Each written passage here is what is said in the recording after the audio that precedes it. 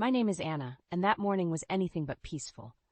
As the first wave of pain hit me, a sharp, stark reminder that our baby was on its way, I called out to my husband, Mark. "Mark, it's time," I gasped, clutching my swollen belly. He stumbled into the room, his eyes wide with a mixture of excitement and fear. Okay, let's go," he muttered, helping me to my feet. But before we could take another step, his phone rang. It was his mother, Evelyn. Despite my increasingly intense contractions, Mark answered the phone. "Mom? Now?" He hesitated, glancing at me with an apologetic look. I couldn't believe it. My husband, the man who had promised to be by my side through thick and thin, was considering abandoning me at this crucial moment. "Mark, please," I pleaded. "We need to go to the hospital." He nodded distractedly, murmuring a response to his mother. "Yes, Mom, I know, but Anna is in labor." The conversation seemed endless. With each passing second, my discomfort grew, both physically and emotionally. I felt a betrayal building, a stark realization that I was not his priority. Finally, Mark ended the call, his expression torn. "Anna, I have to drop Mom first. She has her weekly art class." I stared at him, incredulous. "Are you serious? Your child is about to be born." "I'm sorry, Anna," he mumbled, pulling out his wallet. "Here, take this." He handed me a $20 bill as if it could somehow compensate for his absence. Before I could protest, he was gone, the sound of the car engine fading into the distance. Left alone, pain surging through me, I felt a wave of despair. Our marriage, once a canvas of love and mutual respect, now seemed like a forgotten sketch, overshadowed by Evelyn's overbearing presence. I had met Mark in college, a charming senior who won my heart with his kind words and gentle demeanor. Our relationship blossomed, and soon after graduation, we married. Those days now seemed like a distant memory, a stark contrast to the cold reality of my current predicament. Evelyn, Mark's mother, had always been a challenging figure in our lives. Initially, I tried to see past her harsh words, believing it to be typical mother-in-law behavior. But over time, her true nature became apparent. She was manipulative, always finding ways to wedge herself between Mark and me. I remember our first meeting. Her eyes had scanned me critically, her lips curling in distaste. "What's with your hair, dear? Trying a bit too hard, aren't we?" I had felt so small, so judged. Mark had tried to brush it off, claiming she was just nervous. But deep down, I knew it was more than that. Her words were always laced with venom, her actions a clear indication of her desire to control every aspect of Mark's life. And now, as I stood alone in our living room, struggling with labor pains, I realized the extent of her hold over him. It was a revelation that stung sharply, a realization that I was secondary in my husband's life. As the pain intensified, a sense of urgency overcame me. I needed to get to the hospital, with or without Mark.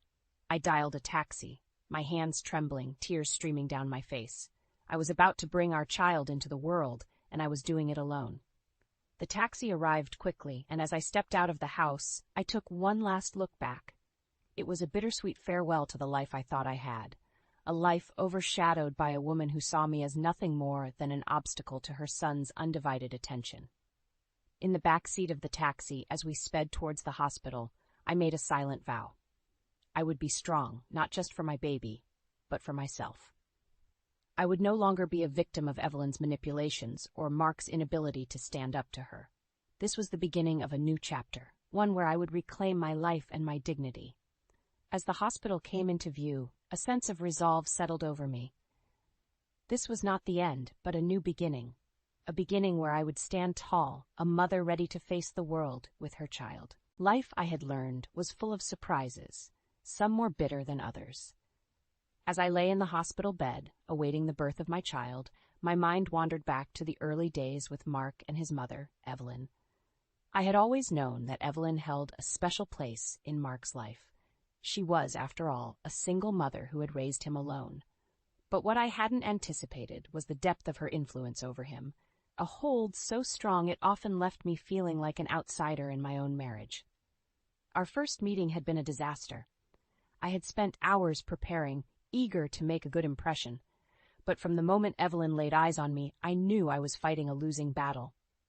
"What kind of girl dyes her hair such an outrageous color?" she had sneered, her eyes scanning my carefully styled hair. I had felt my cheeks burn with embarrassment, a sinking feeling in my stomach. Mark had hastily dyed my hair a more conservative shade the night before, hoping to please his mother. But it seemed nothing I did was good enough for Evelyn. Mark had always excused his mother's behavior.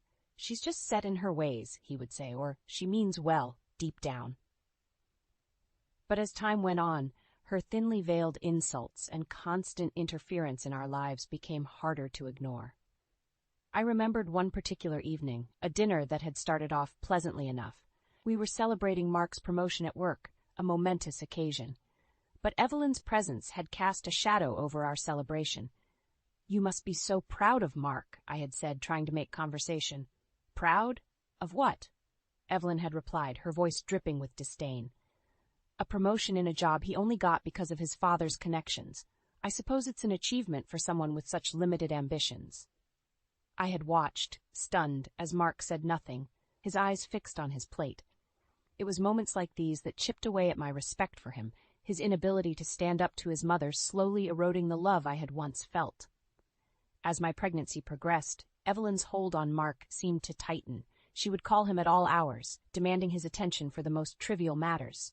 And Mark, ever the dutiful son, would always comply. "You don't understand, Anna," he would say whenever I protested. "She's all alone. She needs me." "But what about me? What about our baby?" These were questions I stopped asking, knowing I would never get the answers I sought. And now, as I prepared to bring our child into the world, I realized how much I had lost. My marriage had become a shadow of what it once was, consumed by the overbearing presence of a woman who saw me as nothing more than a threat to her control over her son. As the nurses bustled around me, preparing for the delivery, I felt a sense of loneliness wash over me.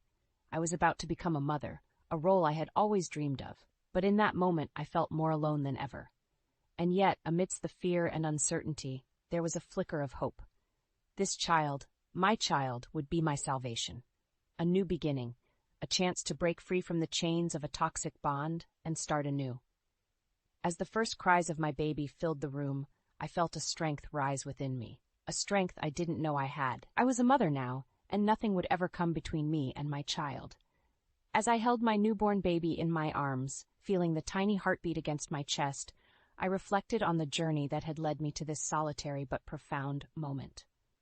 The early days of my marriage to Mark, filled with love and shared dreams, now seemed like a distant mirage. After our wedding, I had entered our marriage with a heart full of hope. Mark and I had moved into a cozy apartment, a space we eagerly turned into our little haven.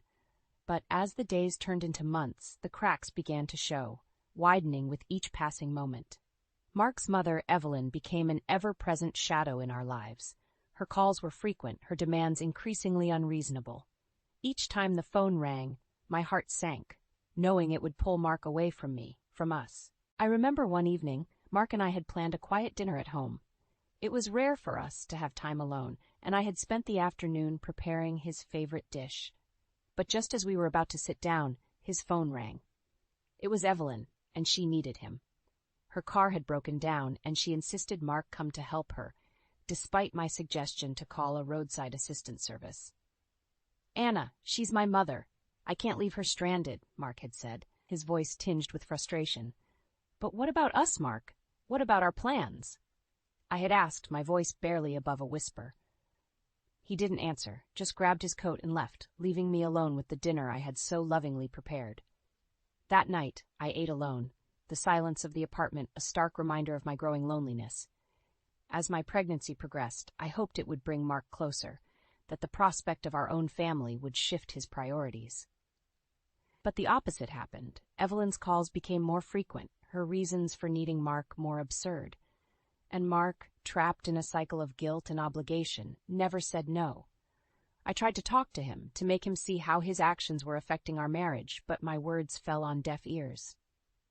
"She's alone, Anna. She has no one else," he would say, his eyes pleading for understanding. But what about me? Wasn't I his family too? These were questions I asked myself every night as I lay in bed, Mark often absent, attending to his mother's latest crisis. And then, the day my water broke, the day that should have been the happiest of our lives, Mark chose Evelyn over me, over our baby. It was a betrayal that cut deeper than any of her harsh words or his broken promises. In the hospital, Cradling my baby, I made a decision. I would no longer be a bystander in my own life, watching as others dictated my happiness. I would stand up for myself, for my child. Mark had made his choice, and now it was time for me to make mine. As I gazed into the innocent eyes of my baby, I felt a resolve harden within me. I would leave Mark and his toxic bond with his mother. I would start afresh, build a life for me and my child, a life free of shadows and manipulation. My baby's soft cooing brought me back to the present, a gentle reminder of the new path that lay ahead. A path filled with challenges, no doubt, but also with the promise of freedom and a new beginning. As the first light of dawn broke through the hospital window, casting a warm glow over us, I knew that this was the start of something new. A journey of resilience and self-discovery, a journey where I would no longer be just Anna, but a mother, strong and undeterred. The day I was abandoned by my husband on the way to the hospital, my world shifted irreversibly. Lying in the hospital bed, cradling my newborn, I couldn't help but replay that day over and over in my mind. It started like any other day, except for the undercurrent of excitement and anticipation. The baby was due any day now, and every moment felt charged with the promise of new life. But when my water broke, that excitement turned to fear and urgency. Mark's reaction was a mix of panic and concern, but it was quickly overshadowed by his mother's timely interruption, the phone call that changed everything. Evelyn needed him, and despite the critical nature of our situation, Mark chose to respond to her call. I remember feeling a mix of disbelief and despair as he explained, his voice strained, "Anna, I promised to help Mom. She's waiting for me." "But Mark, I'm in labor. We need to go to the hospital now." My voice was a mixture of pain and pleading. He hesitated, torn, but then his resolve faltered. "I'm sorry, Anna. I'll be back as soon as I can. Here, take this for a taxi." He pressed a $20 bill into my hand, a paltry sum that felt like an insult in the enormity of the moment.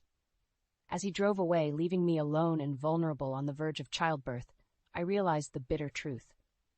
My husband, the man I had loved and trusted, had chosen his mother over his wife and unborn child. The taxi ride to the hospital was a blur of pain and tears. I was alone, save for the sympathetic driver who tried his best to comfort me. His kindness was a small solace in the overwhelming sense of betrayal and abandonment I felt. In the hospital, as I labored to bring our child into the world, the absence of my husband was a gaping wound. The pain of childbirth was nothing compared to the heartache of his betrayal. But in that moment of intense vulnerability, I found an inner strength I didn't know I possessed. I was doing this alone, but I was doing it. With every contraction, every push, I was not only bringing new life into the world, but also birthing a new version of myself. When my baby finally arrived, the sound of his first cry was the sweetest music I had ever heard. As I held him in my arms, I knew that our journey together would be filled with challenges, but also with immeasurable love and joy. Mark's absence in those crucial hours spoke louder than any words he had ever said. It was a clear message that his loyalties lay elsewhere, not with the family we had created together. As I gazed down at my baby, a sense of determination settled over me. I would not let Mark's choices define us. We would move forward, just the two of us, and create a life filled with the love and stability that my child deserved. That day, I not only became a mother, but also made a vow to myself and my baby. We would no longer be secondary in someone else's life. We would be our own priority, our own family, and nothing would ever come between that. The first rays of morning light streamed through the hospital window, casting a gentle glow on the tiny face of my son. As I watched him sleep peacefully in my arms, a sense of clarity washed over me. I had crossed a threshold, stepping into a world where I was no longer just Anna, but a mother determined to forge a path filled with love and security for my child. The events of the previous day, with Mark's unfathomable decision to abandon me in my hour of need, still stung with fresh pain. Yet, as I looked at my son, I knew that this pain was not just an end but a beginning too. A beginning of a life where I was the sole architect of my destiny. I remembered waking up, still groggy from the exhaustion of childbirth, to find the room empty. There was no sign of Mark. The realization that he had not been there to witness the birth of our child, to share in the joy and awe of this miracle, was a sobering reminder of the reality I faced. As the morning progressed, my resolve strengthened. I knew I had to make decisions, not just for myself, but for the tiny life that depended on me. The first was to move out of the home I shared with Mark and to seek the comfort and support of my own family. When Mark finally arrived, late in the afternoon, his face etched with concern and guilt, it was too late. The sight of him, once a source of comfort, now only brought a sense of betrayal. "Anna, I'm so sorry. I should have been here," he began, his voice trembling. But I cut him off, my own voice steady despite the turmoil inside. "Mark, you made your choice, and now I've made mine. I can't trust you to be there for us, not when it truly matters." The hurt in his eyes was evident, but the time for apologies and excuses had passed. As he looked at our son, a flicker of longing crossed his face, but I knew that longing was not enough. Can I hold him?" Mark asked hesitantly. I hesitated, torn between the desire to let him bond with his son and the need to protect my child from future hurt. But in the end, I handed our son to him, watching as Mark held him with a tenderness that contrasted sharply with his earlier abandonment. After a few moments, I took my son back, my decision firm. "Mark, I'll be going to my parents' house. We need space and time to figure things out." Mark nodded, the realization of the gravity of the situation dawning on him. "I understand. I'll give you whatever space you need." As I made arrangements for my discharge and subsequent move, I felt a sense of empowerment. I was taking control of my life, making choices that were right for me and my son. The journey ahead would be challenging, but I was ready to face it head on. Leaving the hospital that day, with my son cradled in my arms, I stepped into the crisp air, a sense of freedom enveloping me. The road ahead was uncertain, but one thing was clear: I was not alone. I had my son, and together we would navigate this new world, a world where we were each other's priority. The days following my discharge from the hospital were a blend of overwhelming love for my son and the stark reality of my new life. Moving in with my parents brought a much-needed sense of security and support. As I navigated the uncharted waters of motherhood, their presence was a comforting constant in the turbulence of my emotional upheaval. Mark's absence in our lives was palpable, but with each passing day, I grew more resolute in my decision. The breach of trust and his subsequent failure to prioritize our family were wounds too deep to simply heal with time and apologies. However, the finality of our separation brought its own set of challenges. I initiated divorce proceedings, a decision that was as painful as it was necessary. Mark was stunned, his initial disbelief giving way to a reluctant acceptance. The man who had once vowed to stand by me in sickness and in health now stood at a distance, a silent spectator to the dissolution of our marriage. The legal process was tedious, but amid the paperwork and meetings, I found a strength I didn't know I had. I was not just fighting for myself, but for my son, too. The settlement included a claim for damages, a recognition of the emotional and physical toll Mark's actions had taken on me, particularly during the vulnerable period of my pregnancy. As I juggled the demands of legal battles and new motherhood, word of our separation began to spread. Mark's mother, Evelyn, tried to reach out to me, but I firmly kept my distance. The toxic bond she shared with Mark had been a major catalyst in our downfall, and I was determined to shield myself and my son from further manipulation. In the midst of this, karma seemed to find its way to Mark. His reputation, once that of a loving husband and doting father, was now tarnished. His colleagues and friends, who had once admired his commitment to his family, now viewed him with a mix of pity and disdain. The man who had prided himself on his familial values had fallen from grace, and the community's judgment was swift and unforgiving. As for me, I found solace in the little moments with my son. His first smile, the way his tiny fingers wrapped around mine, the soft coos as he drifted to sleep. These were the joys that filled my days and gave me the strength to keep moving forward. Slowly but surely, I began to rebuild my life. My parents, ever supportive, were my pillars of strength, and my son was my beacon of hope. The journey was not easy, but it was filled with small victories and immense growth.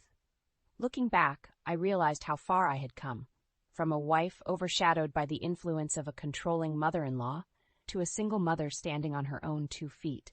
The transformation was nothing short of remarkable. And as I lay my son down to sleep each night, I whispered promises of a better future. A future where we were not defined by the past, but shaped by the love and resilience that had brought us this far. Years have passed since the day I made the decision to walk away from a marriage that had become a shadow of what it once promised. As I sit in the quiet of my parents' garden watching my son play, his laughter a balm to my soul, I reflect on the journey that brought us here. The path was not easy. There were moments of doubt, nights filled with tears, and days when the weight of single motherhood felt overwhelming. But each challenge also brought with it a lesson in strength, a testament to the resilience of the human spirit. Mark, once a central figure in my life, now seemed like a distant memory. His attempts to reconcile, initially frequent and desperate, had slowly dwindled over time. The last I heard, he had moved to another city, a consequence of the life he had chosen. His mother, Evelyn, remained a part of his life, but their bond, once the cause of so much pain in mine, was no longer my concern. My son, now a vibrant and curious little boy, was the source of my strength. His presence reminded me daily of the decision I made, not just for myself, but for him. A decision to break free from a toxic environment and provide him with a life filled with love, stability, and the freedom to grow. My parents, ever supportive, had been my rock through it all. They had embraced their roles as grandparents with a love and dedication that filled our home with warmth. Their support had been invaluable, giving me the space and strength to find my footing as a single mother. As I watched my son, I couldn't help but feel a sense of pride in the person I had become. The journey had reshaped me, not just as a mother but as an individual. I had found a sense of purpose, a clarity that only comes from facing and overcoming life's trials. Life, I realized, is a tapestry of experiences, each thread woven with moments of joy and sorrow, victories and defeats. My story was no different. It was a story of love lost and found, of betrayal and forgiveness, of falling down and rising up stronger. In this moment of reflection, I knew that the road ahead would have its own set of challenges. But I also knew that I was no longer the woman who once felt helpless in the face of adversity. I was stronger, wiser, and more resilient. As the sun set, casting a warm glow over the garden, I called out to my son. He ran to me, his face alight with the simple joy of childhood. And in his embrace, I found not just the love of a child, but the promise of a future filled with hope and endless possibilities. Life had come full circle, and as I held my son close, I knew that this was just the beginning. A beginning of a new chapter. A chapter where we were the protagonists of our own story, a story of triumph and resilience.